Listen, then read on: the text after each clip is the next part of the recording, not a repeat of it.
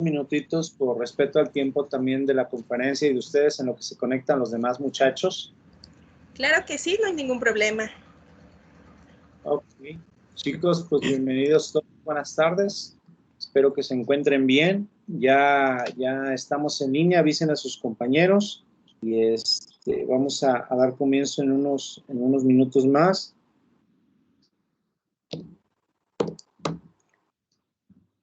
Y bueno, doctor Javier, no sé si me hiciera favor de leer la esperanza un minutito más. Vamos a esperar a que se conecten los demás muchachos y posteriormente vamos a tener, maestra, una sesión de 40 minutos a una hora con relación a la conferencia. Después pasaremos a un momento de sesión de preguntas y respuestas. Los muchachos, la verdad es que han estado bastante participativos en las preguntas y respuestas. Varios me han comentado que les intriga este tema de las economías circulares, ¿no? Que ahora la moda es como esta parte, que desde el punto de vista económico, bueno, nos van a dar una mejor percepción en esta tarde. Pues sean bienvenidos todos, yo creo que vamos a comenzar. Gracias a todos nuevamente, doctor Javier Gómez Maturano, a los miembros del IMEF, María del Carmen, bienvenida. Ahí todos los demás chicos, pues bueno, buenas tardes, bienvenidos. Adelante, doctor, le cedo la palabra. Muchas gracias, maestro Enoch Gutiérrez. Buenas tardes a todos, chicos, profesores, compañeros. Mariana, muchísimas gracias por apoyarnos en este ciclo de conferencias. Bueno, pues yo le voy a dar la bienvenida a la maestra Mariana Hernández González. Ella es ingeniera industrial y maestra en economía por la Universidad Autónoma Metropolitana, Unidad Azcapotzalco. Se desempeñó profesionalmente como consultora externa en el área financiera y posteriormente como profesora investigadora en la Universidad Autónoma Metropolitana, la Universidad Abierta y a Distancia de México y la Universidad Tecnológica de México, entre otras instituciones educativas de nivel superior, tanto en modalidad presencial como a distancia, acumulando más de 50 cursos a nivel licenciatura y 7 a nivel posgrados, a lo largo de 8 años. De 2018 a 2020 colaboró en un proyecto de investigación sobre sostenibilidad y economía circular con la Facultad de Administración de Empresas de la Universidad Militar de Nueva Granada en Colombia, misma institución que financia dichos proyectos. Sus áreas de interés son la sostenibilidad en economías emergentes, la economía circular y los modelos de negocio, la gestión y manejo de los RAE, además de la aplicación de la manufactura esbelta en pymes. Ha participado en congresos nacionales e internacionales en torno a estas áreas y desarrollado artículos y materiales didácticos para la difusión y capacitación en el área de la ingeniería industrial, acumulando la coasesoría de 6 tesis de licenciatura, 10 artículos de investigación, 5 libros de formación profesional, un capítulo de libro y 14 ponencias a nivel nacional e internacional. Actualmente realiza sus estudios de doctorado dentro del programa de posgrado en Ingeniería de Sistemas de la Universidad Nacional Autónoma de México. Un gusto contar con su participación. Maestra, adelante. Gracias. Pues muchas gracias por la asistencia a todos. Muchas gracias al maestro Gómez Maturano por la invitación. Y bueno, pues vamos a empezar con el tema tan interesante que les traigo el día de hoy. Voy a compartir pantalla, si tengo el permiso, ¿verdad? Aquí estoy. Entonces, les preparé una presentación. Nada más que no sé si... Ok, ya, aquí. Es esta. Y me parece que ya pueden ver mi presentación. Si no es el caso, por favor, avísenme. Sí se ve. Sí la vemos. Ok, bueno, con la tecnología a veces no me llevo muy bien. Ok, Bueno, pues como les decía, les agradezco mucho el que estén el día de hoy aquí para escuchar un poco este tema que les tengo que compartir sobre los retos en la conformación de cadenas de suministro circulares. Es un tema que en lo particular me parece muy interesante, como lo decían al inicio de esta reunión, muy de moda, aunque yo también espero que no pase de moda, ¿no? Que sea algo que llegó para quedarse. Pero bueno, para empezar, a mí me gustaría irme un poquito más atrás para tratar de entender por qué es que se tienen que dar esta conformación, ¿no? Porque bueno, yo les voy a hablar sobre los retos, pero a veces surgen inquietudes del tipo de, bueno, si es un reto, ¿realmente es necesario hacerlo? Y entonces por eso es que antes que nada quiero hablarles sobre la industria y cómo ésta se ha venido relacionando con el ambiente y la sociedad. Y bueno, lo que pasa es de que nosotros estamos tal vez ya muy acostumbrados o damos muy por hecho que existe un determinado sistema productivo. Le podemos llamar, por ejemplo, a la forma en la cual se elaboran nuestros muebles, nuestra ropa, en la cual se genera la energía eléctrica, en la cual se cultivan y distribuyen nuestros alimentos, al sistema productivo, ¿no? Simplemente estamos hablando de distintos sectores. Y estamos muy habituados a ellos porque existen desde hace muchísimo tiempo. Y sí, por supuesto que han sufrido diferentes transformaciones. Estos sistemas productivos no funcionan solitos, están inmersos en un sistema mucho más grande, compuesto por tres entes de gran relevancia y que los afectan, como son los gobiernos, el ambiente y nosotros como sociedad. Y entonces, bueno, ¿por qué esto se vuelve relevante? Porque cuando nosotros pensamos en los sistemas productivos, pues nos vienen a la cabeza estas industrias, estos sectores económicos que tienen diferentes características. Por ejemplo, hacen un uso de los medios de comunicación y de transporte, buscando siempre la eficiencia, ¿no? Siempre que pensamos en un sistema productivo, pensamos en una empresa, pensamos que esta empresa trabaja de manera eficiente y no necesariamente tal vez porque le encante la calidad y busque siempre ser la mejor, sino porque el aprovechar las herramientas, la tecnología y sus recursos de manera eficiente, pues le va a generar ganancias, por supuesto. Al mismo tiempo, podemos decir que estos sistemas productivos han ido con el tiempo reduciendo la intensidad de la mano de obra. Cada vez son más los empleos que se busca hacer, que sean automatizados, y podemos estar a favor o en contra de esta tendencia, pero lo que no podemos hacer es negar que existe. Entonces, tiene sus beneficios, por supuesto, la automatización de la mano de obra. Creo que en su formación ustedes saben que varios de los errores o defectos o hasta problemas de salud que se presentan se dan en operaciones que dentro de una empresa bien podría estar haciéndolo una máquina. Entonces, esta es una de las razones por las cuales se tiende hacia allá, aunque también, por supuesto, está el factor costo. Y es que cuando hablamos del sistema productivo, en ningún momento nos podemos olvidar de este elemento económico siempre presente, porque a fin de cuentas el sistema productivo está conformado por empresas y las empresas son organizaciones que tienen un fin de lucro, aunque bueno, sí es importante que tengamos esto en mente, pero tampoco debemos hacer a un lado el hecho de que las empresas deben de proveer algo, ¿no? Tienen también un sentido social, el proveer un servicio, el proveer un material, el ofrecerle algo a la comunidad en la cual se insertan. Y bueno, también ha habido innovaciones en materia energética. Aquí voy a hacer un breve paréntesis.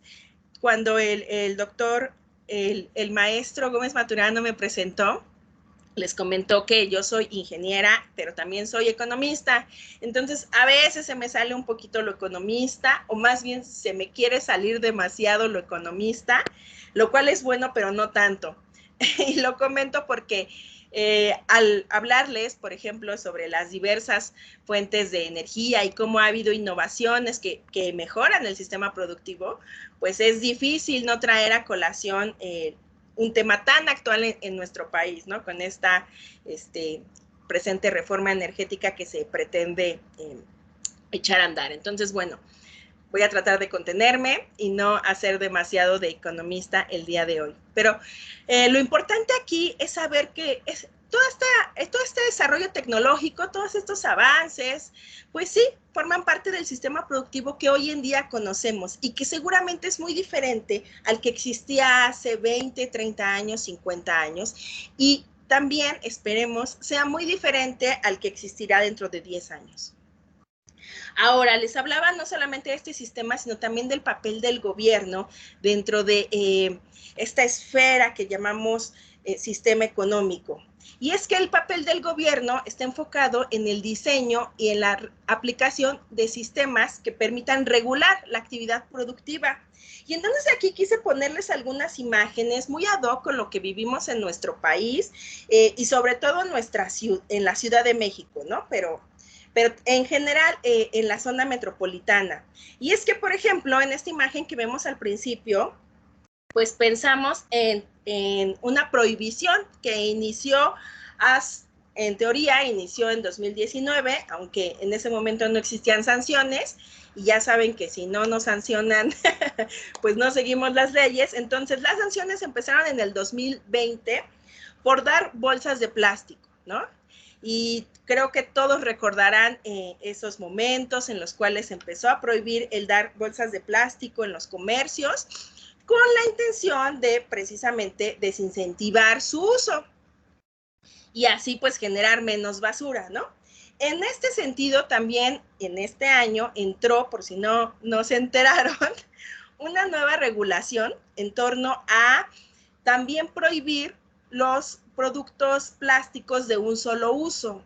Estamos hablando principalmente de desechables para la comida, pero no solamente, sino también bolsas, también globos y muchos otros productos que solamente se utilizan una vez.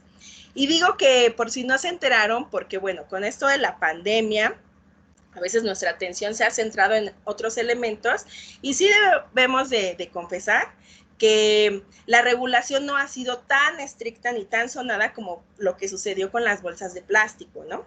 Pero bueno, no solamente son cosas que se están trabajando en estos últimos 2 años.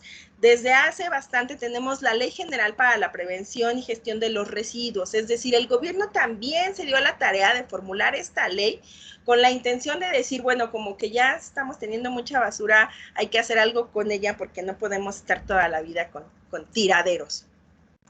Entonces, bueno, estos son solamente algunos ejemplos. Ahora, en la esfera del ambiente, ¿qué es lo que está sucediendo?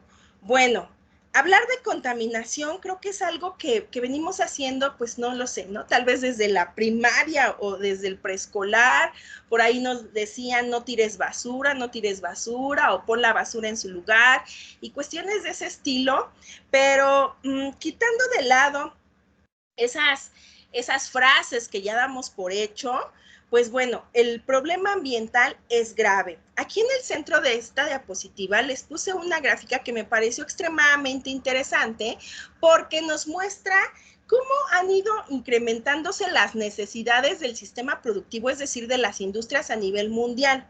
Y entonces, por ahí de los 70, en 1970, se requería, en este caso, las barritas grises que vemos en nuestra gráfica, en cuanto a extracción de materiales, uso de biomasa. La biomasa, pues son todos los recursos renovables que existen en el planeta, y el uso de combustibles fósiles. Por supuesto que está el petróleo principalmente ahí, pero también está el gas natural, ¿no? A veces nos quieren engañar con que el gas natural es limpio, es bueno y no, no lo es. Es igual un combustible fósil. Y bueno, con las barritas amarillas lo que estamos viendo es lo que se consumía en 2017. es decir, hace ya 3, 4 años, ¿no? Por desgracia, estos informes no los hacen tan ágil como para que tengamos datos del 2020, pero lo que vemos aquí es el impresionante incremento que ha tenido la demanda, por ejemplo, de materiales, ¿no? Con incrementos del 340%, o sea, de lo que se necesitaba en 1970 a lo que se necesitó ya en el 2017, es 3 veces y media más, ¿no? Y algo muy parecido vemos con el uso de la biomasa y el uso de los combustibles fósiles, o sea, cada vez necesitamos mucho más.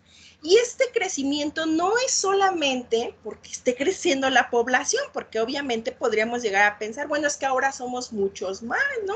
Que en 1970. Bueno, no ha sido un crecimiento directo. Eso nos da una señal de que algo está pasando en el sistema productivo que hace que las industrias demanden más. Y el hecho de que demanden más, pues, ¿qué provoca?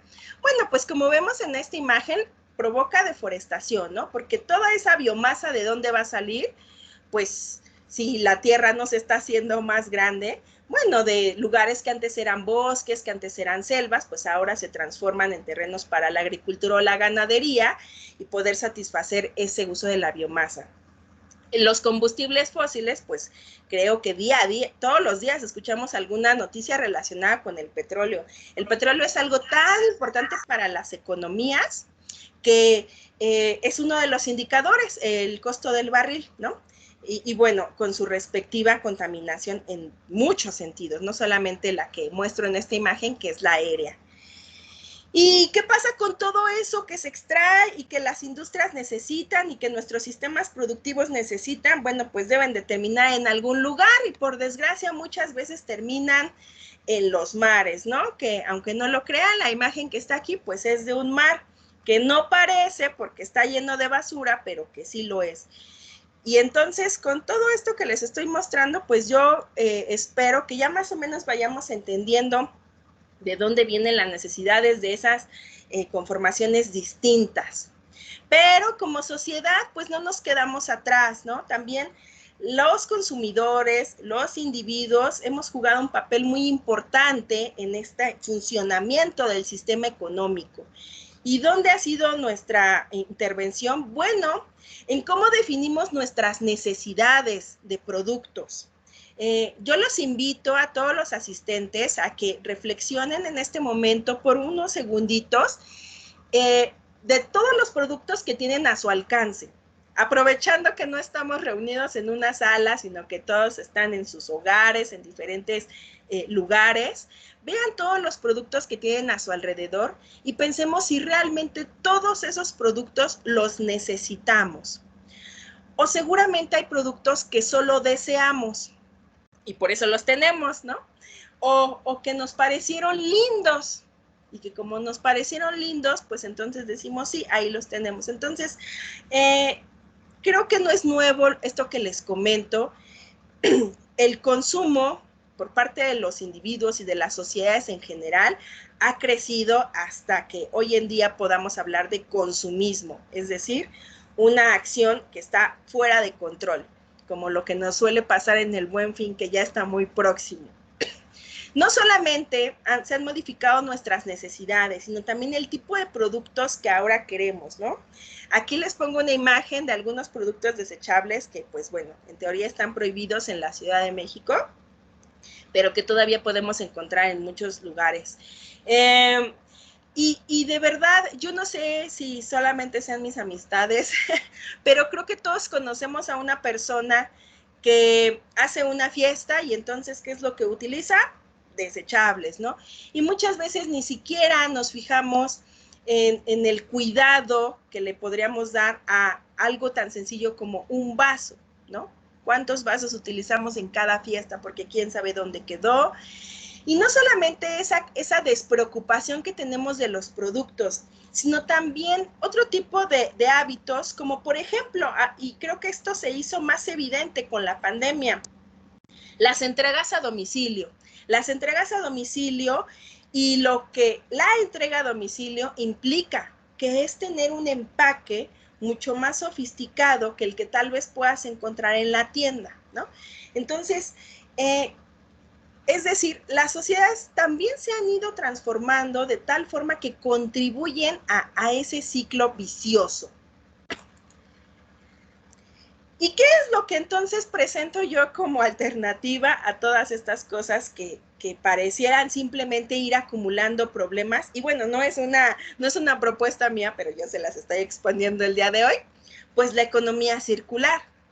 La economía circular es un concepto que viene sonando fuerte, viene sonando también por parte del gobierno, en especial ciudades como la Ciudad de México, como Querétaro, ya han puesto en sus agendas legislativas leyes, normas encaminadas a que ese sistema productivo del que les hablaba y en general el sistema económico que ya implica el gobierno, que ya implica la sociedad, que ya implica el ambiente, funcione de una manera diferente, ¿no? ¿Y por qué tiene que funcionar de una manera diferente? Pues porque, como decíamos hace unos momentos, pues nuestro planeta nos está haciendo más grande, los mares nos están haciendo más limpios y las industrias están en crisis por esto. Entonces, bueno, ¿qué es lo que plantea la economía circular? La economía circular plantea que esos sistemas que funcionan, esos sistemas productivos, pueden hacer uso de los materiales que se desechan una vez que el consumidor pues ha satisfecho su necesidad de él. Y entonces, en lugar de convertirse en basura, en un desecho, en algo desagradable, en algo que nadie quiere, en fuchihuacala, se pueden convertir en materiales que se reintegren a lo que nosotros conocemos como la cadena de suministros. Y entonces, en este esquema, que es un esquema clásico que podemos utilizar y ver siempre que nosotros buscamos economía circular, les va a aparecer un circulito muy parecido a este.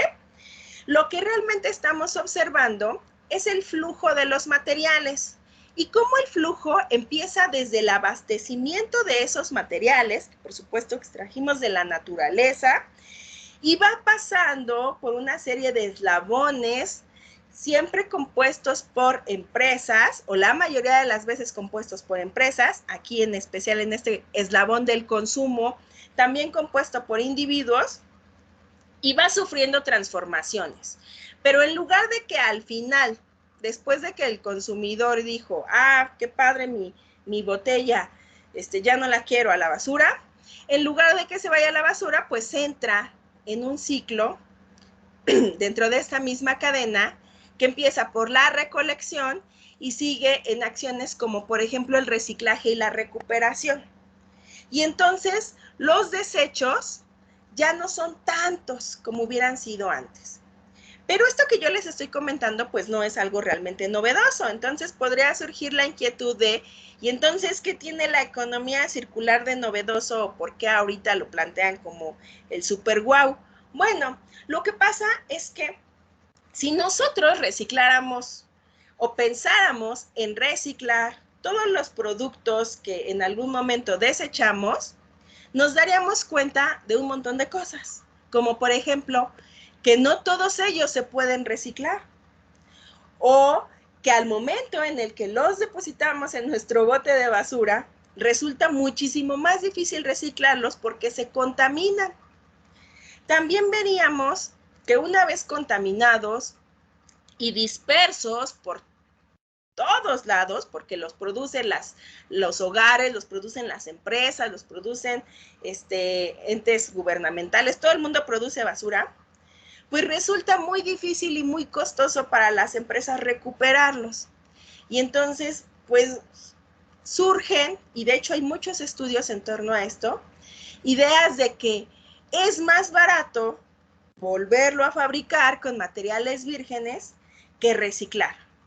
Y muchas ocasiones, les decía, hay estudios que lo comprueban que para ciertos materiales eso es cierto.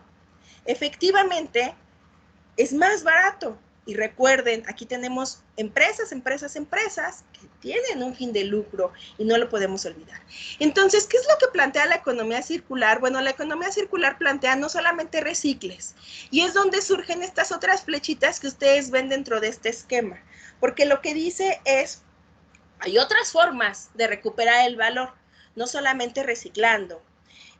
puedes recuperar partes de ese producto y entonces ya no las reciclaste. Simplemente reutilizas una parte de ese producto para fabricar algo nuevo. Pero también hay otras formas. Por ejemplo, un producto que yo ya no quiero, pero que a lo mejor si quiere mi vecina, pues se lo revendo. Y entonces surgen nuevos mercados, mercados de segundo uso, donde el mismo consumidor es el que pone en circulación o en recirculación ese material, con el mínimo esfuerzo, porque ya no requirió grandes transformaciones para volver a ser útil. Y así como esto, se busca que no solamente se procure la eficiencia y el mantener el valor de los recursos materiales, sino también de los recursos energéticos. Es decir, la economía circular también se puede aplicar al sector energético. ¿Cómo? Bueno, haciendo uso de ciertos ciclos, como los ciclos biológicos, que toda esa basura orgánica pues se pueda transformar en energía. No solamente la basura orgánica, pero es el ejemplo clásico. También se pueden transformar otro tipo de desechos mediante la quema, pero bueno, ahí entraríamos en otra discusión. Además de esto, además de estas acciones que se busca que se lleven a cabo dentro de la cadena, la economía circular tiene ciertos principios. Es decir, no se trata solamente de reciclar, recuperar, reutilizar, incinerar materiales, no. Se trata de seguir algunos principios para poder decir que estamos hablando de economía circular. ¿Y cuáles son estos principios? Bueno, el primero es preservar y mejorar el capital natural. Es decir, si nosotros queremos realmente ser circulares o tener un sector productivo circular, este debe de estar enfocado en la preservación y mejora de la biomasa, de todos los recursos naturales. No solamente usarlos, sino buscar su preservación. El siguiente principio es la optimización de los recursos materiales. Este es mucho más fácil de entender porque justo hace referencia a mantener el valor de lo que nosotros consumimos y entonces generar menos basura. Y el último principio es fomentar la eficacia del sistema. ¿Cuál sistema? Pues ese sistema del que les vengo hablando desde hace unos minutos. Ese sistema productivo, ese sistema económico. No se trata de yo soy circular y yo sí reciclo y yo sí reduzco mi consumo y yo sí planto mi arbolito. No, sino que para que hablemos en realidad de una economía circular, esto tiene que funcionar de manera sistémica, en conjunto. Y bueno, ahora sí, lo que nos interesa en esta sesión. ¿Cuál es el papel de las cadenas de suministro? Bueno, las cadenas de suministro tienen a diferentes agentes que las conforman y que permiten precisamente pasar desde los recursos naturales hasta los productos que nosotros necesitamos y en algún momento la disposición final. Esta fea etapa en la cual pues se pierde todo el valor del producto y en lugar de considerarse justamente algo valioso, se considera algo repulsivo, algo indeseable, algo que queremos esconder en tambos y enterrar en la tierra y que nada se les filtre. Entonces realmente cuando hablamos de economía circular funcionando en los sistemas económicos, estamos hablando de las cadenas de suministro. Y entonces, ¿qué es lo que sucede aquí? Bueno, lo que sucede es que estas cadenas de suministro se tienen que transformar. ¿Y cómo puede ser esa transformación? Lo que vemos en esta diapositiva del lado izquierdo es una cadena de suministro que funciona de manera lineal. Es decir, las que conocemos habitualmente, las más tradicionales, las que la mayoría de los sistemas productivos siguen, donde pasamos del ambiente al abastecimiento, llega el material, pasa a la producción, se hace su distribución y venta, los hogares los consumen, hogares y empresas los consumen, y en algún momento los desechan y terminamos en la disposición. Ese es el flujo natural, el que vemos con líneas negras, con flechas negras. Sin embargo, además de este flujo, existe un flujo del que pocas veces nos hablan o pocas veces atendemos, que es el representado por esta línea punteada roja. Y es un flujo de desechos. ¿Por qué? Porque en cada uno de esos eslabones, en cada una de esas empresas, se están produciendo desechos que al final terminan en la disposición final, ¿no? En basura. Esto de la economía circular no solamente ha sido planteado como solución para la transformación de las cadenas de suministro lineal. Hay otras sugerencias que las podemos encontrar en la literatura como cadenas de suministro sostenibles, cadenas de suministro ecológicas, cadenas de suministro ambientales, y supongo que todas ellas pues nos traen a la cabeza ideas que tienen que ver justamente con el ambiente, con el cuidado ecológico y sostenible de él. Y por supuesto, todas estas ideas hacen mención de la necesidad de que en la cadena se procure el cuidado del ambiente, se procure la reducción de productos o materiales vírgenes, se procure la buena disposición de las mermas, de los desechos, de los residuos peligrosos, cuestiones por el estilo.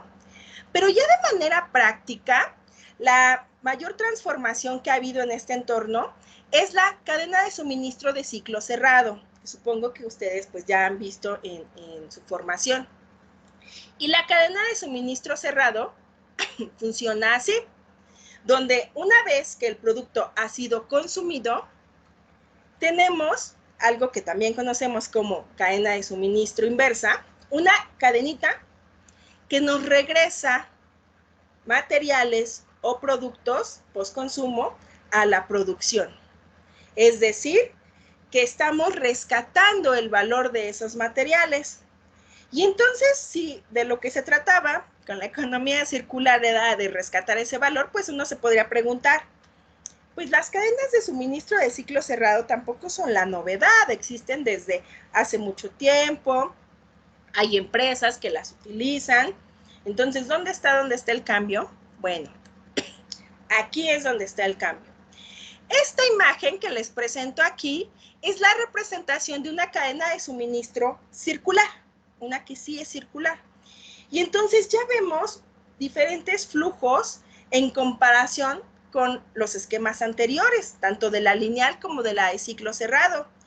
Y es que hay elementos importantes a destacar aquí, como por ejemplo, algo que debemos observar es que se mantiene el flujo principal, es decir, las cadenas de suministro circulares no niegan que es necesario seguir obteniendo recursos naturales del ambiente. Sin embargo, los desechos que anteriormente se generaban en cada uno de los eslabones empiezan a fluir por toda la cadena y puede ser que formen parte de ella misma, aquí, o se vayan a empresas del mismo sector con este flujo, o se vayan a otros sectores industriales. Al final, ¿qué es lo que va a suceder?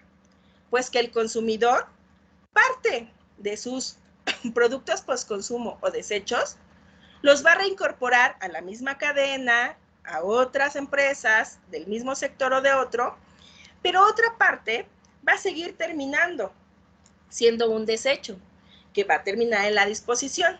Entonces, por eso es que le llamamos a este punto una dirección hacia los cero residuos, aunque sí debemos ser conscientes que no estamos hablando propiamente de cero residuos. Estas cadenas de suministro circulares que se proponen tienen ciertas características. Por ejemplo, están coordinadas hacia adelante y hacia atrás. ¿Qué significa esto de la coordinación hacia adelante y hacia atrás? Bueno, seguramente ustedes saben que cada uno de estos eslabones pues tiene tanto a su cliente como a su proveedor. Pero no estamos hablando de esa coordinación, sino que estamos hablando de la coordinación que se da para que no solamente me preocupe el producto que yo le voy a dar a mi cliente y que viene, por supuesto, con la calidad del material que me dio mi proveedor, sino que yo también me preocupe de qué manera yo podría reincorporar mis desechos con mi proveedor o con otros eslabones que se encuentren hacia adelante o hacia atrás. Y no necesariamente inmediatamente como aquí en la producción que va a la distribución, sino también de qué manera la producción puede saltarse la distribución y llegar al consumo y preocuparse y coordinarse con el consumidor. Además, tienen un propósito de restaurar materiales técnicos y regenerar materiales biológicos con esta visión que les comentaba de desperdicio cero.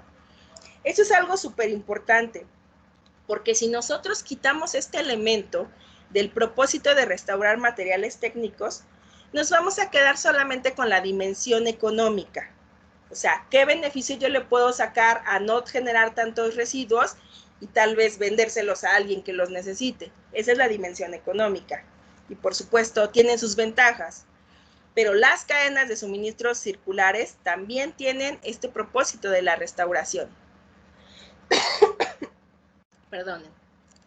Además, buscan la innovación desde el diseño del producto o servicio en lo que se estén enfocando, porque recuerden, esto no es solamente para productos, sino también para servicios, hasta el final de la vida útil del producto y la gestión del desecho.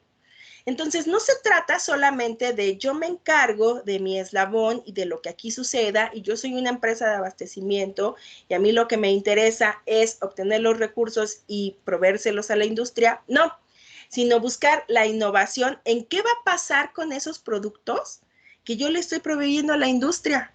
¿Qué va a hacer la industria con ellos? ¿Qué van a hacer los consumidores con ellos? Entonces, implica una mayor responsabilidad en ese sentido. Y, por supuesto, involucra a todas las partes interesadas. Ya no nada más proveedor, cliente, yo empresa. No, sino a toda la cadena. Fabricantes, proveedores, consumidores, usuarios, todos. Ejemplos de estas cadenas, pues podemos encontrar muchos. Sin embargo, que funcionen tal cual como una cadena de suministro circular, muy pocos. Hay de verdad muy poco que se ha logrado al respecto, aunque sí hay esfuerzos. Entonces aquí más bien vamos a tomarlos como ejemplos de esfuerzos para la conformación de cadenas de suministro circulares. Uno de ellos son los materiales textiles que se utilizan después de cierto procesamiento para la producción y aislamiento en la construcción. Entonces, estamos hablando de textiles que pueden provenir desde el abastecimiento, si estamos hablando del sector textil o de la industria de la moda, en cualquiera de los dos, que todas esas mermas que tal vez ya no son necesarias o que no pueden permanecer en la cadena, se van a otras industrias, también del mismo consumidor. Hay empresas que se dedican o que parte de sus actividades son la recolección de la ropa que vendieron para que se pueda transformar en aislamiento. Algo muy parecido sucede, por ejemplo, con el aceite de cocina, donde ahí pues puede ser que se esté dando tanto en la producción, porque también las fábricas que producen ciertos alimentos procesados generan aceite que después se convierte en un desperdicio, no solamente los hogares, y cómo esto se puede transformar en biodiesel para otras industrias. Otro ejemplo es el uso de las botellas PET para la construcción. Una vez más, tenemos un producto aquí, prácticamente es todo desde el consumo, y no necesariamente desde los otros eslabones, que se va a un sector industrial diferente como el de la construcción. Y un último ejemplo con un producto un tanto diferente, ya no del sector secundario, sino del primario, donde los desechos de los alimentos pues nos pueden servir para la producción de metano y fertilizante. El fertilizante estaría aquí en este flujo donde la cadena está regresando al ambiente para preservarlo, y también en la producción de metano en otro sector industrial. ¿Cuál? El energético. Ahora, todo esto pues suena, sí, qué padre, qué bonito. Pero ¿cuáles son los retos para que esto se pueda llevar a cabo? Bueno, son diferentes. Por ejemplo, hay retos en materia del diseño para la circularidad. ¿De qué manera se deben de diseñar los productos para, por ejemplo, se pueda dar el reacondicionamiento. Seguramente ustedes tienen en mente algunos productos que no se pueden reparar. ¿Por qué no se pueden reparar? Porque no se pueden desensamblar, porque las piezas que se necesitan para repararlos no están en el mercado o porque simplemente está prohibido, ¿no? Hay productos para los cuales está prohibido que los arreglemos. Ejemplo de ellos, los iPhone. Los iPhone están prohibidos.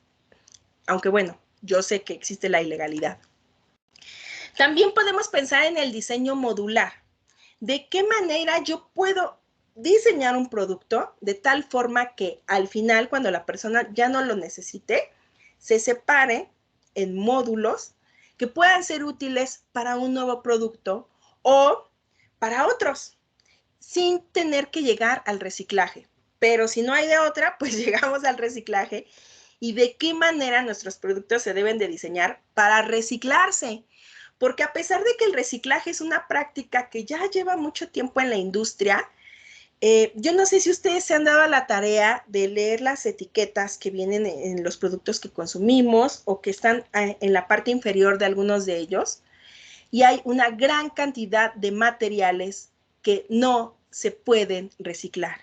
Desde que se fabricaron, ya se diseñaron para no reciclarse. Entonces, eso es uno de los retos. Otro de los retos está en los empaques de preferencia biodegradables. Y ahí lo que nosotros tenemos que analizar, pues es, primero, la disponibilidad de esas fuentes. Seguramente ya habrán escuchado de empaques biodegradables, como por ejemplo el bambú. Pero ¿qué tan disponible está el bambú? Bueno, afortunadamente el bambú sí está muy disponible, pero si nosotros vamos a buscar empaques que sean de cartón, pues ¿qué tan disponible está la celulosa? Si esto va a implicar la destrucción de otros ambientes naturales para que sembremos lo que nos interesa y fabriquemos nuestros empaques que al final se van a volver a reciclar, pues no tiene mucho sentido. También vamos a buscar el reciclaje de los mismos, pero sobre todo que sean compostables. La gran ventaja que tienen los empaques biodegradables es que en ciertas situaciones pueden convertirse en esos fertilizantes que comentábamos. Otro reto muy importante del cual no nos gusta muchas veces hablar es la responsabilidad del productor. Y la responsabilidad del productor se da en obligarlo, forzarlo, a una recuperación sistemática. Es decir, que formen parte de sus actividades la recuperación de sus productos postconsumo o de sus desechos. Esto suena muy difícil porque nuestro contexto socioeconómico nos ha llevado a tener al sector empresarial en un lugar, en el pedestal, allá en lo más alto, casi intocable, al que debemos de rendir reverencia. Y no es así. En muchos otros países, en especial en la Unión Europea, las empresas sí asumen esta recuperación. Son parte de sus costos. Esto, por supuesto, puede tener un impacto en el precio. Por otro lado, también su responsabilidad sobre el uso de sustancias tóxicas. Tenemos esta noticia de la Maruchan muy reciente, que tal vez, digamos, bueno, eso que tiene que ver con las cadenas de suministro circulares, pues sí tiene mucho que ver, porque cuando las empresas empiezan a ser responsables por el tipo de materiales y por el tipo de sustancias que ponen en los productos, entonces existe un mayor incentivo a que la innovación se dirija a hacer estas transformaciones.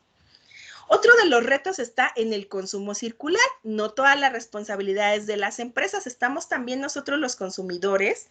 Y en este sentido, el reto es la de producir productos, disculpen la redundancia, que sean atractivos.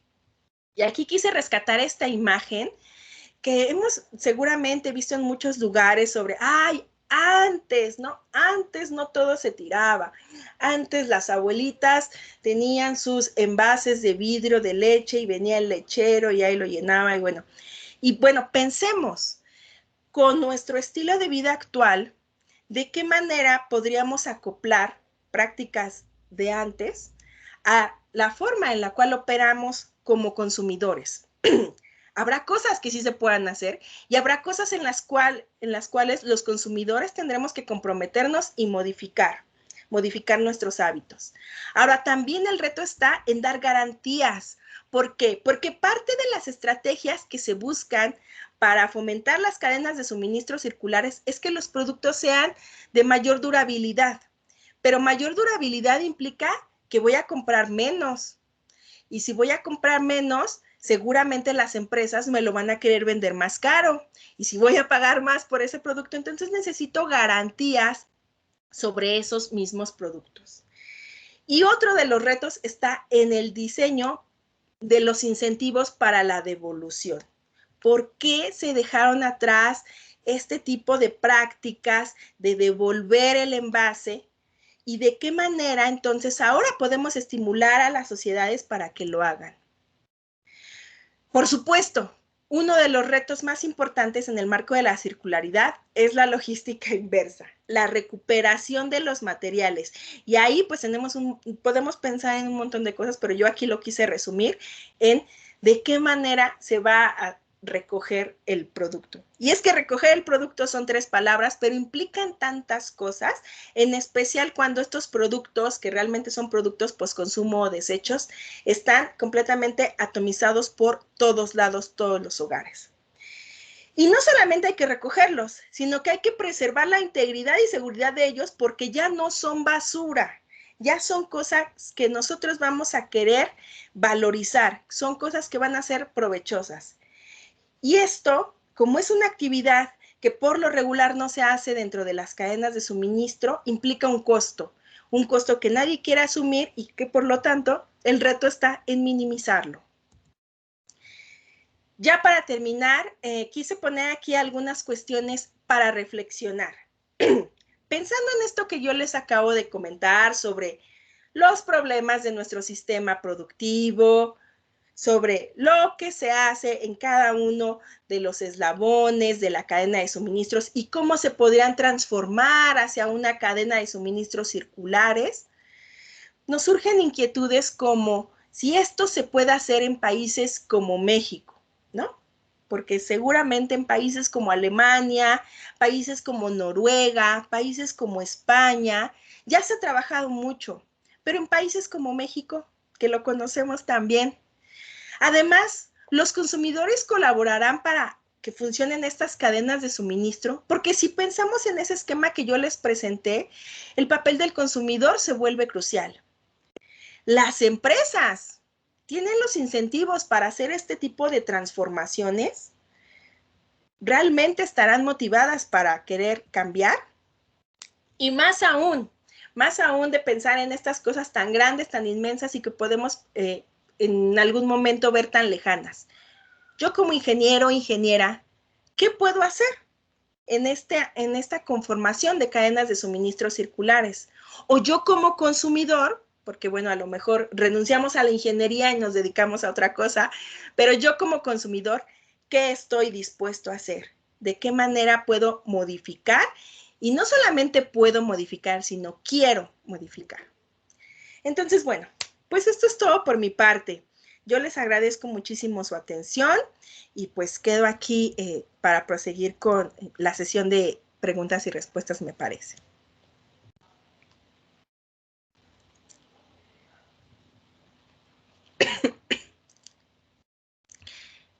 Ok, no sé si por ahí me pueden confirmar que me escucho bien. Sí, yo te escucho muy bien. Ok, muchísimas gracias por la información. Comenzaremos a dar respuesta a la sesión de preguntas. Entonces, por aquí tenemos una pregunta. Las pueden ir dejando por el chat o si gustan pueden ir pidiendo la palabra de manera ordenada, ¿vale? Buenas tardes. ¿Cómo se definen los KPI en el medio ambiente y cómo se pueden modificar? Nos dice Guillermo. Casi no te oí, perdona. Ok. Dice Guillermo, buenas tardes. ¿Cómo se definen los KPI en el medio ambiente y cómo se pueden modificar? Ok. Cuando te refieres al medio ambiente, ¿te refieres a la parte del abastecimiento de los recursos naturales? Porque ahí no me queda muy claro. Si por ahí nos puedes contestar por el chat o gustas abrir tu micrófono, adelante. Dice que así es.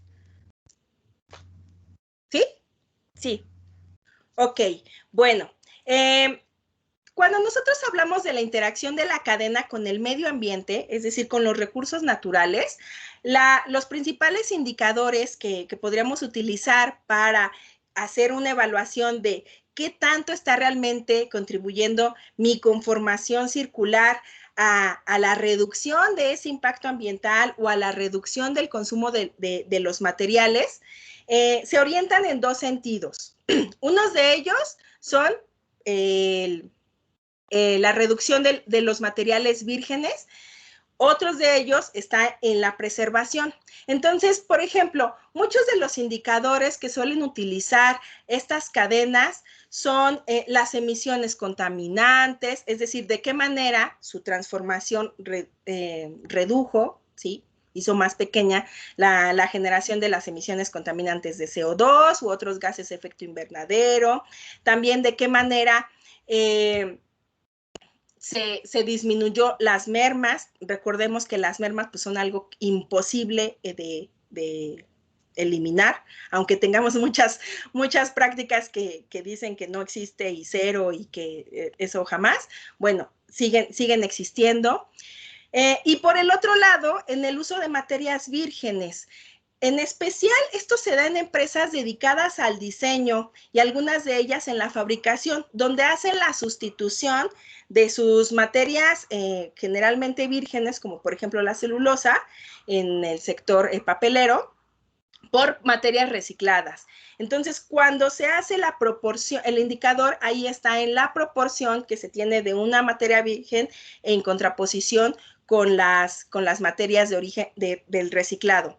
Ahora, no solamente ahí, también en el sector energético, y perdonen que yo siga ahí dándole con el sector energético, pero a veces pensamos que la economía circular es algo que solamente se aplica a lo físico, a lo que yo puedo tocar, y no, también se puede aplicar a sectores como el energético. Y en el sector energético, la mayoría de los indicadores está justamente en dos elementos. La proporción de energía renovable que tiene la cadena para funcionar y por otro lado, perdonen, y por otro lado, el impacto ambiental, y entendiendo ahí por impacto ambiental no solamente el detrimento de los recursos naturales, sino también de la comunidad en la cual se está intercediendo. Y esto quise traerlo a colación, en especial por una energía renovable que es bastante cuestionada, que es la hidroeléctrica, la proveniente de las hidroeléctricas. Ahí el impacto ambiental no es solamente lo que nosotros podemos considerar por ejemplo, el cuerpo de agua que se está utilizando, sino también porque suelen tener importantes afectaciones en las comunidades. No me quiero meter en cuestiones sociales, pero bueno, esos son algunos de los indicadores que se utilizan para hacer esta evaluación. Lo malo es que van a depender mucho del sector, porque, por ejemplo, en el sector energético son unos, en el sector secundario son otros, en el sector agrícola son mucho más importantes, porque ahí los indicadores están enfocados a qué tanto la circularidad permitió la preservación o recuperación de espacios. Entonces, bueno, espero con eso haber respondido. Ok, daré lectura a la siguiente pregunta. Wendy Venegas dice, ¿qué tanto las asociaciones de recolectores permitirán la recolección? Bueno, yo creo que ahí va como junto con pegado con las reflexiones que yo planteaba al final, ¿no? ¿Qué tanto las empresas están incentivadas a participar? Y es que estas asociaciones de recolectores, pues podríamos pensar que no son tal cual una empresa, pero sí lo son. Son empresas, son pequeñas, son micro, pueden ser informales, pero siguen siendo entes que buscan el lucro, un beneficio económico. Entonces, ¿qué tanto están dispuestas a colaborar? Pues ahí sí sale mi lado de economista y les podría decir, las empresas no son un montón de máquinas, las empresas no son un edificio, las empresas no son un montón de manuales, las empresas casi siempre son personas. Entonces, ¿qué tanto las personas están dispuestas a colaborar, pues dependerá de sus costumbres, de sus intereses, de su conocimiento. Lo que yo sí creo, y bueno, aquí no quise traerlo a colación porque no era materia del tema que estamos presentando, pero lo que yo sí creo es que mientras existan incentivos económicos que hagan atractiva la circularidad, entonces existirán interés por colaborar. Yo creo que ahí la pregunta sería, ¿de qué manera podemos generar los incentivos económicos en los recolectores para que les sea redituable el colaborar? Ok, seguimos con la siguiente pregunta. Dice, buenas tardes, ya hay un ejemplo de modularidad y cuál sería, y nos hace otra pregunta, ¿cómo coordinar a diferentes fabricantes o productores? Ok, ejemplos de modularidad sí hay. Permíteme un segundo.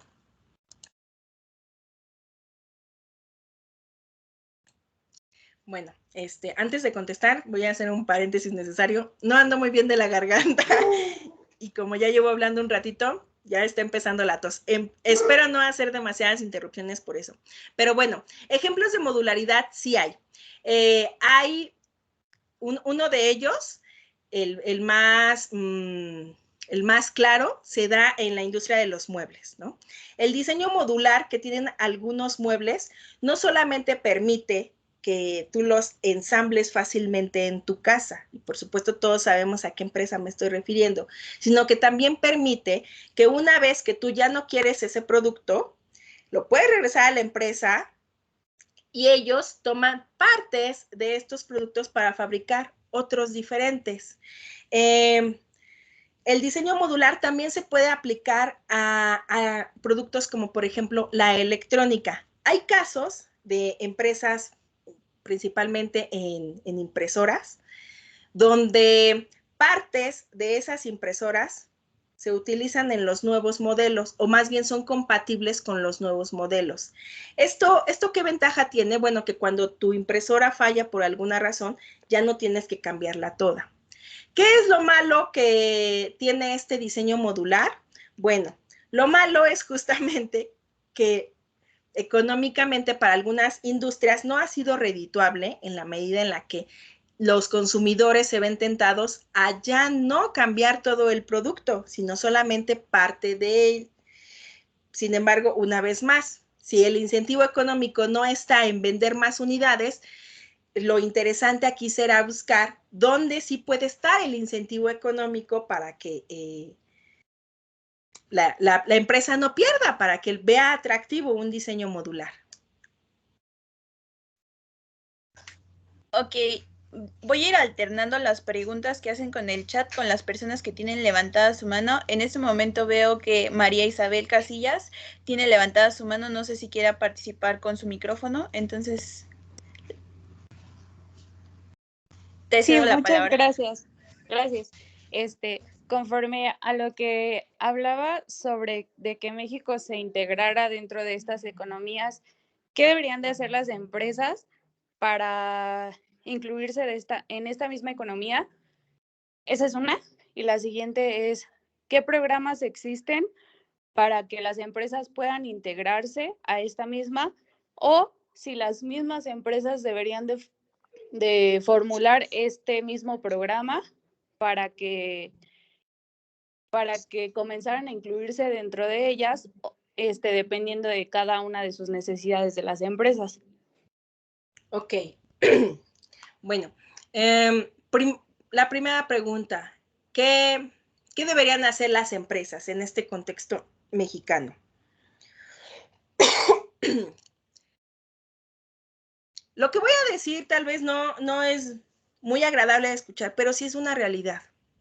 Las empresas en México y en cualquier otro lado del mundo solamente cambian cuando ven la necesidad de cambiar. Es decir, ya sea que los gobiernos las castiguen si no hacen estas transformaciones, o que los consumidores también ahí las castiguen, las sentencien con su veto si no hacen estos cambios. Entonces, Más que un cambio que provenga del sector industrial, yo creo que los cambios van a provenir de estas otras, de estos otros dos agentes, tanto de los gobiernos como de las sociedades. Y yo sé que cuando hablamos de que entonces el cambio debe de venir del gobierno y de la sociedad, pues nos podemos poner muy pesimistas y decir, no, pues ya, vámonos todos a nuestra casa, esto nunca va a pasar. Bueno, no necesariamente. Recuerden cómo hace unos años, no muchos, nos pasaron una imagen de una tortuga con un popote en su naricita, lo recordarán seguramente, fue boom, ¿no? Y cómo un acontecimiento de eso, de ese estilo, que podría considerarse algo tan sencillo, tan insignificante, logró un interés social por reducir el consumo de popotes. Y seguramente todos conocemos un lugar en el cual ya no se dan popotes. No solamente por la prohibición que existe en la Ciudad de México, sino antes de esa prohibición. Entonces, y no solamente eso, yo recuerdo también muy claramente, porque seguía el caso, dado que es mi tema de interés, que una empresa, Boeing, dijo, bueno, nosotros vamos a quitar nuestros popotes, ¿no? Vamos a cambiar el diseño de nuestro empaque para que se pueda beber sin el popote. Y estamos en eso, ¿no? Entonces, a veces las transformaciones no van a venir de las empresas. ¿Qué se necesitaría? Ese impulso, tanto del gobierno como de la sociedad. Y una vez que se da ese impulso, pues entonces ahora sí, ¿qué necesitan cambiar las empresas? Yo creo que lo primero que necesitan cambiar las empresas, y es algo que puede parecer muy trivial, pero que es bien dificilísimo, integrarse. Trabajar de manera colaborativa. Solita una empresa difícilmente lo va a poder hacer, a menos que sea un monstruo, una empresa muy grande, con mucho poder de mercado, con mucho poder sobre su cadena, y entonces obliga a todas las demás. Pero no es el caso necesariamente de México, aunque tenemos grandes empresas, la mayoría no lo son y no tienen ese poder. Entonces, la integración. Y siguiendo con esto de la integración y con la otra parte de la pregunta que me acababan de hacer, bueno, y dónde se pueden auxiliar, afiliar, qué se está haciendo, dónde van, con quién van, ellas solitas lo tienen que hacer. No necesariamente, lo pueden hacer solas, sí, pero pues también lo pueden hacer como se hace en cualquiera otro de los cambios dentro de la empresa o dentro de la cadena, con asesoría. Existen consultoras enfocadas a la transformación de modelos lineales como los que vimos a modelos circulares. Ahora, si no queremos pagar asesoría, no hay problema. También existen asociaciones enfocadas hacia esta transformación en América Latina. No tengo presente ahorita alguna que trabaje exclusivamente con México, pero sí me viene a la mente la plataforma circular, que es una iniciativa que viene de Europa, especialmente de España, y que son especialistas que trabajan con empresas de Latinoamérica, incluido México, y entonces las empresas pueden acercarse hacia ellas y decir, así, literalmente, ¿no? Quiero integrar mi cadena de suministro de manera circular, y entonces con gusto se les da la asesoría. Existen este tipo de asociaciones, y yo creo que de lo que se trata justamente es de integrarse con ellas.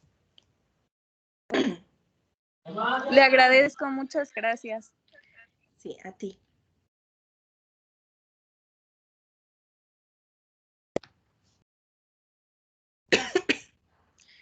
No escucho. ¿Ahí ya se escucha? Sí, ya. Ok, continuaré dándole lectura a las preguntas que están en el chat. Igual si gustan ir levantando su mano para darle la palabra, adelante. Darlene Itzel nos dice, ¿cuál de todos los procesos en una cadena de suministros será el que más afectación tenga al medio ambiente?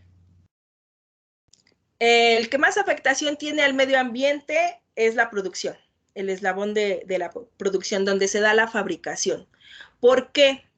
No es porque estén ahí las peores empresas, es porque es el que requiere una mayor cantidad de materiales, es el que hace las mayores transformaciones y por lo tanto es el que genera mayores desperdicios en todos los sentidos.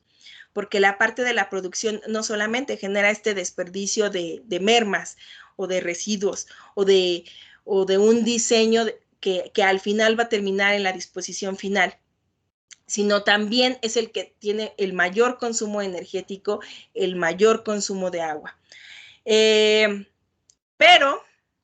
Pero justamente la transformación de las actividades que se hacen en la fabricación es tan difícil porque es tanta la responsabilidad que tienen las empresas que están en la producción que no pueden asumir los costos. En la mayoría de las cadenas, si lo quieren hacer ellas solas, no va a ser redituable. En ese sentido es que se requiere que se integren como una cadena, porque si parte de la modificación viene de que su proveedor les trae materiales de desecho, es decir, que hayan sido reciclados o que hayan sido recuperados, entonces ahí ya se reduce el costo porque no tiene que invertir tanto en esa transformación. Si el consumidor también hace su parte y hace un buen manejo de su producto, pues consumo o de su residuo, también ahí se reduce. Entonces, a pesar de que este es el eslabón más problemático, tampoco se puede aplicar una estrategia tipo Pareto de arreglo esto, ya se arreglaron la mayoría de los problemas, porque solito no se puede arreglar ahí. Ok, continuamos con la siguiente pregunta. ¿Cómo considera la logística integral en base al cuidado ambiental en las empresas? Bueno, ¿cómo considero la logística integral? Pues yo creo que muchos de los esfuerzos que se han hecho hasta el momento en materia logística, en pro del medio ambiente, no podrían ser considerados integrales. ¿A qué me refiero?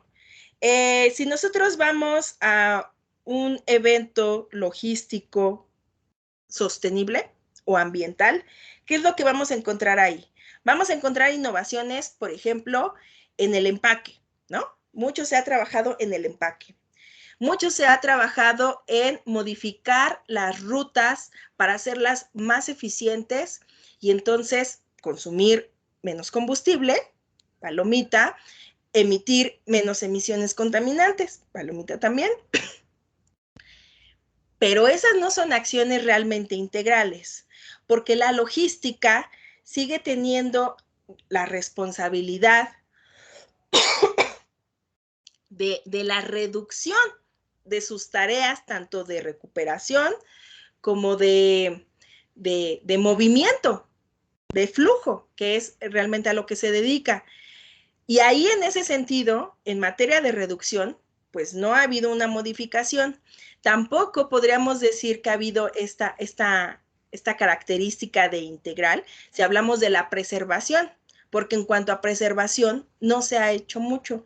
Entonces, creo que mi evaluación sería que justamente lo que hace falta es integrar todas esas actividades aisladas que muchas empresas en materia logística están haciendo, pero que son demasiado atomizadas, como estas que les comentaba sobre las rutas, sobre el consumo de combustible, sobre el diseño del empaque.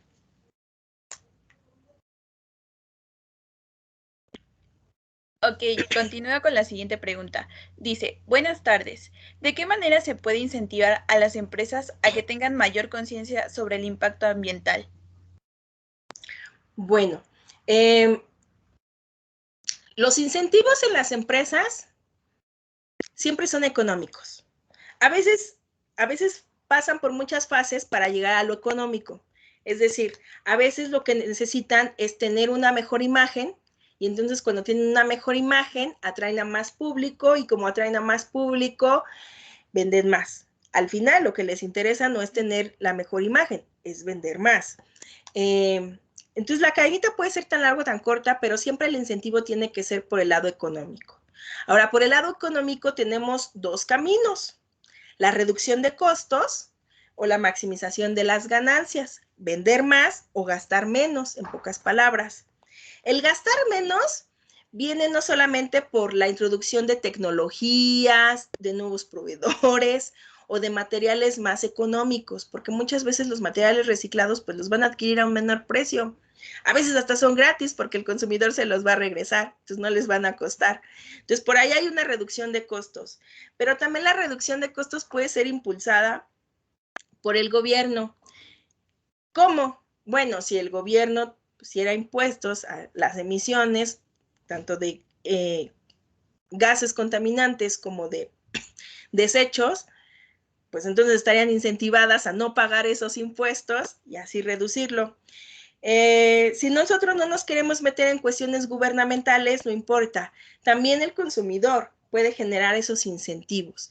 En la medida en la que el consumidor prefiere ciertas marcas porque sabe que tienen una conciencia ambiental, porque sabe que trabajan con la comunidad a la que pertenecen, entonces la empresa se ve incentivada a hacer estas transformaciones.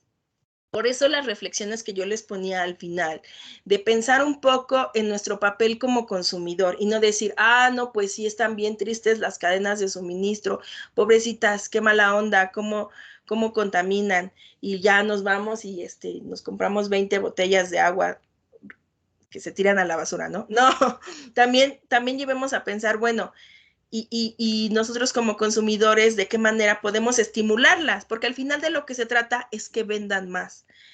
Ahora, ya estrategias específicas que siguen las empresas, pues nos podemos meter en dos campos. Por un lado, el marketing, para convencer y dar esta imagen y entonces vender más. Y por el otro lado, pues sí, la ingeniería tal cual, de qué manera eficientar esos procesos dentro de la producción. Ok, por aquí Alan Flores nos menciona, ¿podría usar algún tipo de software para la recolección de datos y así usarlo para la logística inversa o cadena de suministros? Claro, claro. La aplicación de la tecnología es crucial para que funcione esto. Pensemos en una situación como, por ejemplo, una empresa dice, bueno, ya me cansé de que me tachen de ser tan mala y voy a modificar, y ahora en lugar de trabajar con materiales vírgenes, con plásticos que vienen de la industria petroquímica, voy a trabajar solamente con PET reciclado, ¿no? Cualquier parecido con Coca-Cola es mera coincidencia, pero pensemos que una empresa dice eso. ¿Qué tiene que hacer? ¿De qué manera? O sea, la producción de las botellas, ¿de qué manera está planificada? Pues con base en las ventas que debe de generar y por lo tanto el número de botellas y de materia virgen que necesita. Pero una cosa es pedirle a tu proveedor, tráeme tantas toneladas de tal material, que pedirle que considerar el ciclo de vida que tiene su producto, para en qué momento se va a convertir un refresco en una botella de PET, en qué momento va a regresar y cómo la va a recuperar. O sea, algo tan sencillo como era el abastecimiento de su materia prima se convierte en una cosa extremadamente complicada. Y ahí es donde entran los softwares que rescatan esta información y que meten datos como los que les comentaba, el ciclo de vida del producto, para saber, bueno, en qué momento esta botella que sale de la fábrica va a poder volverse a incorporar como materia prima. Esa es una de las aplicaciones, pero no es la única. El manejo de los datos en la economía circular se vuelve crucial, porque algo que mete mucho ruido y que por supuesto no nos gusta mencionar, pero que es muy cierto, es que cuando nosotros queremos recuperar el valor de los productos postconsumo o de los materiales, vienen inmersos de incertidumbre. ¿Dónde están? ¿A qué hora llegan? ¿En qué condiciones van a llegar? ¿Quién sabe? ¿Cómo los voy a recolectar? ¿Quién va a ir por ellos? ¿Quién los va a procesar? ¿A qué hora me los van a entregar en mi fábrica? Y entonces, una vez más, ¿no? Ahí viene la necesidad de la integración, porque esa información muchas veces no la tiene la empresa, que va a ser la valorización, la que las va a volver a convertir en botellas. Esa información muchas veces está en los distribuidores, o en los que venden, o en los que consumen. ¿Y de qué manera recolectamos esos datos? Entonces sí, ahí hay muchos desarrollos tecnológicos. Hay de hecho desarrollos tecnológicos que buscan etiquetar los productos, no productos como botellas, porque eso sería una cosa muy costosa, pero sí productos más grandes para darle seguimiento y saber dónde están y en qué momento me van a regresar como materias. Entonces sí, claro que sí que entran ahí a muchísimas aplicaciones. Por aquí Aide nos comenta, hace un momento mencionaba sobre los retos que se enfrentan al tratar de establecer estas cadenas de suministro. ¿Qué otros retos podrían enfrentar al tratar de establecer cualquiera de esas cadenas ambientales a una empresa? Hay otros retos, por ejemplo, uno que menciono constantemente, pero que no coloqué aquí, y es la viabilidad económica. Es decir, ok, supongamos que ya resolvimos cuestiones relacionadas con el diseño y que mi consumidor se acepta el producto y que mi empaque es compostable y que ya modificaron un montón de cosas. Bueno, ya, en papel ya lo tengo. Y realmente en el mercado, ¿eso va a ser redituable? Es decir, voy a poder seguir operando con ganancias en lugar de con pérdidas. Entonces, la viabilidad económica es uno de los más grandes retos que se dan en estas conformaciones, porque para muchas empresas puede ser que no resulte viable, que los costos en los que incurren al momento de hacer la modificación no les permitan seguir recuperando alguna ganancia. Entonces, ese es uno de los principales retos que no había mencionado aquí. Y otro reto que también es extraño que exista, pero que exista, es el adecuar estos modelos sí, estas formas de operar de las cadenas a la legislación, porque hay sectores en los cuales muchas actividades están prohibidas. Entonces, cuando las prohíben, pues uno ya no puede valorizarlo y ahí pues nos metemos en un gran problema. Al respecto tengo yo más información sobre el sector, sobre la industria, perdón, de los electrónicos, ¿no? La valorización de ciertos electrónicos, por ejemplo, las computadoras que se desechan de entidades gubernamentales no pueden ser reutilizadas, ni pueden ser procesadas por cualquier empresa por el manejo de la información que hay contenida en ellas. Entonces, esto es una cuestión legislativa que impide esta conformación. Entonces, que el reto también ahí es, por un lado, de las empresas de adecuarse a la legislación existente, pero también al mismo tiempo empujar al gobierno para que cambie lo que tenga que cambiar.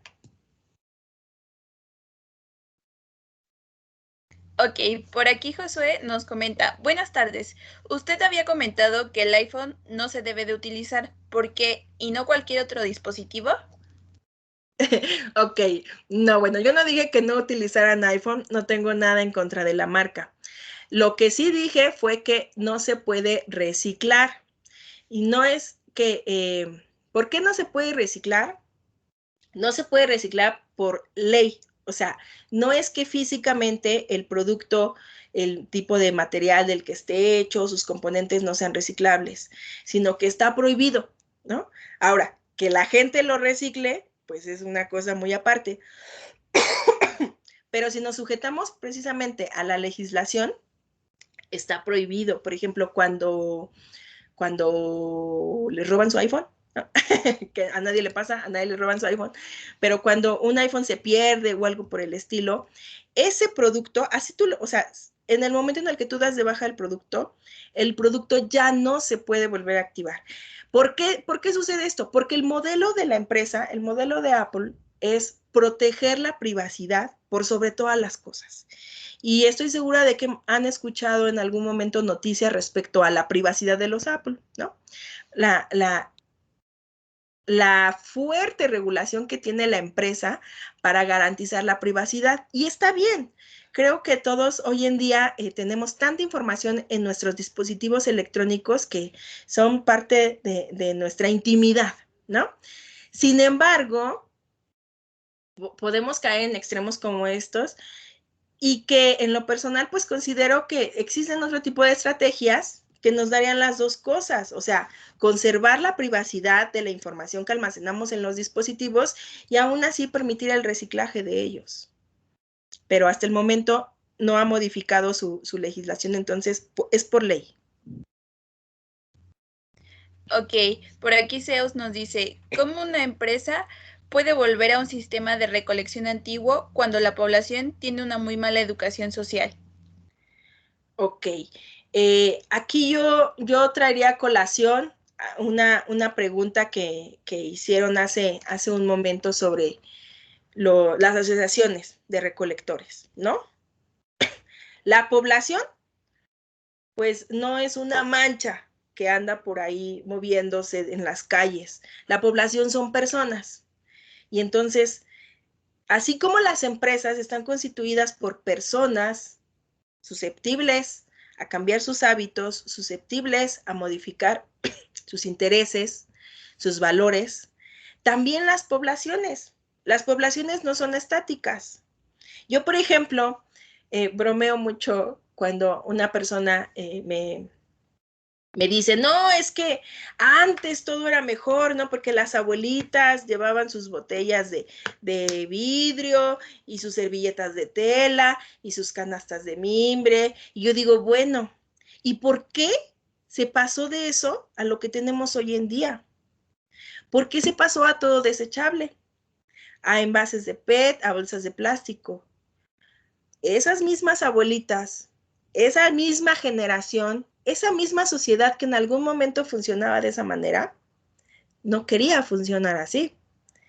Transformó sus necesidades, transformó sus hábitos y entonces empezaron a proliferar este tipo de prácticas de todo desechable, todo desechable. Entonces, las sociedades sí se transforman. ¿Que es lenta la transformación? Sí, pero de que se da, se da. Ahora, en ese momento, la transformación se dio también desde el sistema productivo.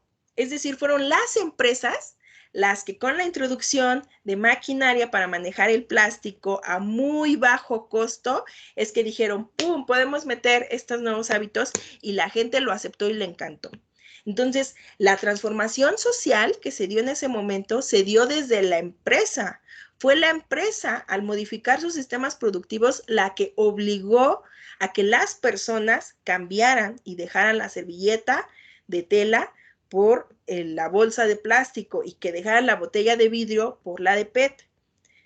Así como se logró esa transformación, puede lograrse en este momento, yo creo que sí. ¿Qué se necesita? Voluntad. Que creo que tal vez ahí es el problema, ¿no? Y por eso esas preguntas de reflexión al final. Bueno, y yo pregunto, ¿realmente los consumidores están dispuestos a hacer esos cambios?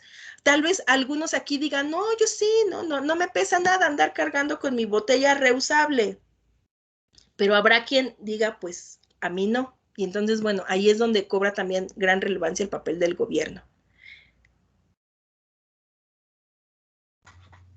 Ok, por aquí nos mencionan, ¿qué es mejor, la recolección y el reciclaje de los productos cuando los desechan o incentivar a las empresas a que apliquen la logística inversa en sus productos para un mejor manejo de los materiales? Ok, definitivamente la 2, ¿no? Hasta me parece un poquito caprichosa. Por supuesto que siempre va a ser mejor aplicar estrategias enfocadas a la logística dentro de la cadena y no esperarnos a que el producto se vuelva un desecho para poder recolectarlo. De hecho, sí existen métricas que evalúan esto. O sea, de todas las formas que a nosotros se nos pueden ocurrir para darle valor a algo que en algún momento se pueda considerar basura, y estoy hablando de cualquier cosa, ¿no? Pensemos en una prenda. Tienen ustedes un pantalón, unos jeans, y ya no los quieren utilizar. ¿Por qué no los quieren utilizar? Por lo que sea, porque ya no les quedan, porque se les hizo un hoyo, porque ya pasaron de moda, porque se les antojan unos nuevos, por lo que sea. ¿De cuántas maneras se nos ocurre darle valor a ese jeans? Y habrá quien diga, pues yo lo quiero vender, se lo voy a vender a mi vecina. Ah, bueno, entonces ahí ya aplicas una estrategia y al momento de tú venderle tus jeans, pues ¿qué energía ocupaste? Muy poca. ¿Necesitaste transformar la materia? No tanta. ¿Necesitaste agregar materias vírgenes? Seguramente no. Entonces esa estrategia es preferible. Habrá quien diga, no, pues yo lo voy a recortar y lo convertiré en trapos. Habrá quien diga, bueno, yo lo voy a mandar a la empresa que recolecta y que lo va a mandar a la que fabrica aislamiento para la construcción. Bueno, todas ellas valorizan, pero todas ellas hacen un consumo diferente de energía y de materia. Esta última que les comenté, donde se convierte en un desecho que es recolectado por alguien para llegar a otra industria, sí contribuye, sí, pero se requirió mucha energía, muchas personas y mucha materia para hacer esa transformación. Entonces, esa no es la preferible. Aunque bueno, por ahí dicen que de lo perdido lo encontrado. Entonces, de eso a nada, a que termine en el tiradero, pues mejor esa.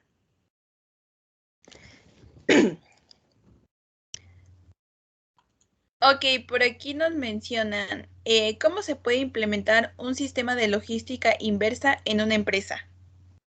Ok. Va a depender definitivamente de la empresa, de en qué eslabón nos encontramos, porque recuerden que todos los eslabones son empresas.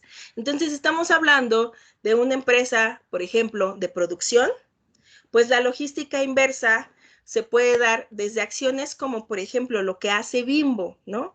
Bimbo tiene instalado un sistema de logística inversa porque hace la recogida de sus productos y ya es parte de la empresa. O sea, para todos nosotros es muy natural ver que cuando llega el distribuidor de Bimbo no solamente deja los productos, sino que también se los lleva.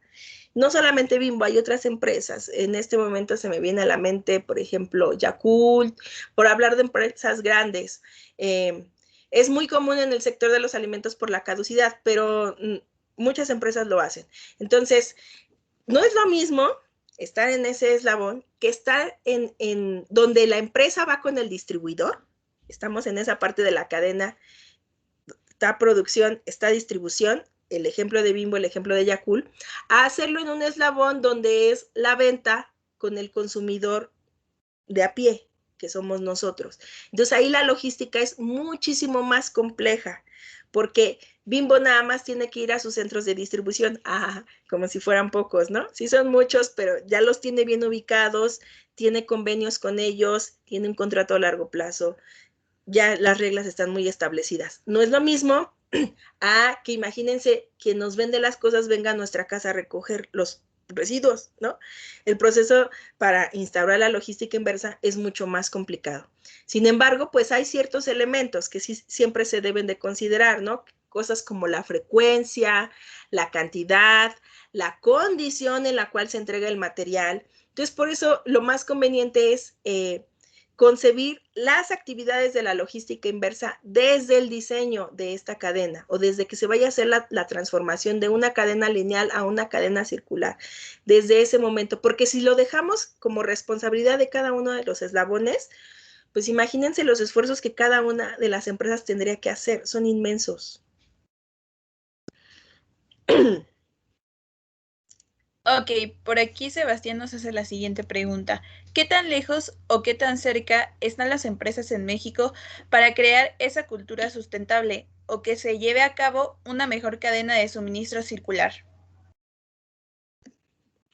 Esa pregunta la hicieron para hacernos llorar a todos. Estamos muy lejos, muy lejos, muy lejos. Por ahí escuché en alguna ocasión que alguien dijo una frase muy, muy triste, igual así como esta pregunta, para hacernos llorar. No estamos lejos, o sea, de que estemos atrás, estamos perdidos, ¿no? O sea, no es de que veamos el camino y digamos, ay, falta mucho, sino que pareciera que no sabemos dónde estamos, porque, pues no me quiero meter en cuestiones económicas exclusivamente, pero si seguimos incentivando industrias que van en contra, por supuesto, de cuestiones como la circularidad, o sea, empresas que fabrican productos de plásticos de consumo de un solo uso, que o que seguimos diseñando productos que solamente utilizan materias vírgenes, procesos enfocados solo en materias vírgenes, y seguimos enseñando eso, pues significa que estamos perdidos. Entonces, sí, estamos muy atrás, pero no estamos hasta atrás. O sea, hay países peores. Por ejemplo, Estados Unidos, ¿no? Estados Unidos, que tiene tantísimos recursos, pero que no tiene el más mínimo interés de entrar en cuestiones como estas. Entonces, no, en México al menos sí se habla del tema, sí se discute, sí se pone sobre la mesa, pero todavía no se agarra como plan para trabajar. Ok, continuamos con la siguiente pregunta. ¿Cree que al implementar un transporte de carga eléctrico ayudaría a la reducción de emisiones de CO2? Sí, sí, o sea, ayuda, claro, ¿no? Lo mismo que ayuda que, por ejemplo, cuando yo vaya a tirar mi frasco de mayonesa, lo lave. ¿Ayuda? Sí. ¿Resuelve el problema? No. No sé si con esta analogía que hago queda claro mi punto. Claro que ayuda, por supuesto, bienvenidos los autos eléctricos, pero no resuelven el problema, ni podemos pensar que porque una empresa aplica este tipo de estrategias de, ahora voy a cambiar mi flota y todos van a ser eléctricos, ya es circular, ya es verde, ya es sostenible. No es cierto. No es cierto, no, en caso no es cierto. Se requiere actividades integrales, se requiere seguir estos principios que veíamos, o sea, sí, ya redujo su cantidad de emisiones, sí, ya mejoró su indicador, palomita, pero si sigue haciendo, si sigue trabajando con un modelo con tantas entregas, con rutas tan amplias, si a lo mejor a sus trabajadores los siguen manteniendo bajo regímenes inadecuados, pues no es una empresa sostenible. Ok, por aquí Gerardo nos dice, el uso de software es muy importante para la recolección de datos y poder apoyarlo con la logística inversa. Si el uso de software apoya también a la logística inversa, por supuesto que sí, ¿no? Porque toda actividad logística requiere de información de entrada, ¿no? Nosotros no podemos movernos literalmente, no podemos hacer absolutamente nada si no tenemos esa información de entrada. Y esa información de entrada en cuestiones inversas, es decir, si de por sí era complejo directo, en cuestiones inversas se vuelve mucho más amplia, que ahí es donde entran estos softwares de manejo de datos. Entran y son necesarios porque las fuentes de información ya no es una, mi proveedor, no, ya son todos estos que tienen residuos. Son muchos datos que llegan en diferentes momentos, que llegan en diferentes condiciones y que se tienen que procesar. Entonces, si el software para el manejo de datos funciona para actividades de logística inversa, sin duda. Ok, no sé cómo vamos por ahí de tiempo, no sé si me podrían confirmar si sigo leyendo o... Pues yo creo que tenemos espacio para 2 preguntitas más. No sé si la maestra también, ya han sido muchas preguntas, pero adelante, no sé. No, por mí no hay ningún problema. Mientras todavía pueda hablar, yo puedo seguir hablando eternamente. Más, mi estimada Ayet. Ok, entonces doy lectura a 2 más o me continúo con todas. ¿Cuántas nos faltan? Ay, sí, son 1, 2, 3, 4, 5, 6. Bueno, a ver, alguien que quiera participar, abrir su cámara y que pueda preguntar si quieren o hacer su pregunta de manera verbal. Algún participante que pueda levantar su manita, que lo hacemos con gusto. Vamos a dar espacio a 2 preguntitas también por el espacio que ya son ahora 30 minutos. ¿Alguien más, muchachos, que quiera hacer su pregunta directamente levantando su manita ahí? Vamos a dar unos segundos a ver ahí en la pantalla. Bueno, también yo no tengo problema con contestar en el chat o enviar respuestas por otro medio, si es una cuestión también de de que pues ya llevamos aquí un rato, ¿no? Y tal vez yo puedo seguir, pero a lo mejor los demás ya también están un poco cansados. Entonces, no hay ningún problema por eso. Vamos a dar espacio, entonces lees 2 preguntas, las demás pues quedan pendientes ahí de contestar en el chat, por favor, adelante. Ok, con su experiencia en logística inversa, ¿cuáles cree que son los principales retos logísticos con el cambio climático? Yo creo que el primero es justamente el manejo de la información, ¿no? Porque avances tecnológicos, la logística inversa puede obtener muchísimos de la logística tradicional. Es decir, todo lo que ya se ha desarrollado en logística tradicional, en logística directa, se puede aplicar a logística inversa, excepto los datos, ¿no? Porque ahí sí, las fuentes de información, como les decía, son muy diversas. Entonces, creo que ese sería el primero. Una vez que nosotros logremos crear los mecanismos que permitan hacer ese rastreo de las mercancías, que en este caso serían productos post-consumo, residuos, no me refiero a chips ni etiquetas, sino otro tipo de mecanismos para hacer ese rastreo y el manejo de la información fiable. Entonces, creo que los problemas que vamos a tener en logística inversa van a ser los mismos que tenemos actualmente en logística. Hacerla más eficiente, hacerla más verde, aplicar este tipo de estrategias que decíamos como el uso de energías renovables, la optimización de las rutas, cuestiones por el estilo. Pero un reto que se diferencia es el de los datos. Ok, por aquí damos lectura a la última pregunta. Si antes se usaban materiales más resistentes y servían para seguir usando varias veces, como garrafones de vidrio para el agua y envases de vidrio para la leche, ya que es un producto de primer consumo para la humanidad, ¿por qué los quitaron? Ok, bueno. Seguramente hay muchas razones, pero yo en lo personal, con lo que he estudiado sobre esta transformación, se debió a 2 razones.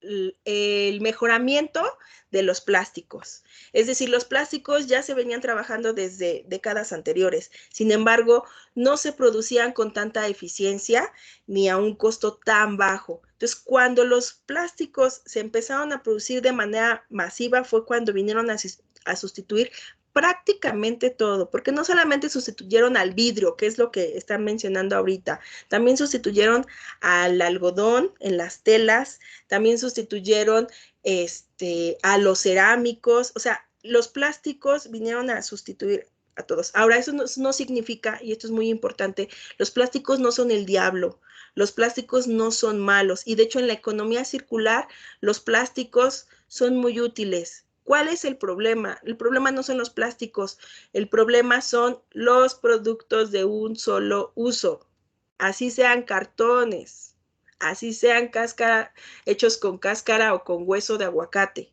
Los productos de un solo uso son el problema. Ok, pues muchas gracias a todos los que participaron en esta sesión de preguntas y respuestas. Y continuamos con la siguiente diapositiva, porfis. Ok, daré lectura a la constancia. A través de la Unidad Académica Profesional Cuautitlán Izcalli, otorga el presente constancia a la maestra en Economía Mariana Hernández González por impartir la conferencia titulada Retos de la conformación de las cadenas de suministros circulares a los alumnos de la licenciatura en Logística de esta Unidad Académica Profesional Cuautitlán Izcalli, a 12 de octubre del 2021. Patria, Ciencia y Trabajo. 2021, celebración de los 65 años de la Universidad Autónoma del Estado de México. Firma, maestra en Ciencias en Administración y Desarrollo de la Educación, María Laura González Santos, coordinadora. A continuación presentamos el reconocimiento que otorga el IMEF, el Instituto Mexicano de Ejecutivos en Finanzas, en su capítulo universitario Mesa Directiva Local UAMX, otorga el siguiente reconocimiento a la maestra Mariana Hernández González por su participación en la conferencia que se llevó a cabo el 12 de octubre. Firma Dulce Victoria Mendoza Guamache, directora de Responsabilidad Social de la Mesa Directiva Local UAMX, y Brenda Alejandra Gasca Sánchez, presidenta de la Mesa Directiva Local UAMX.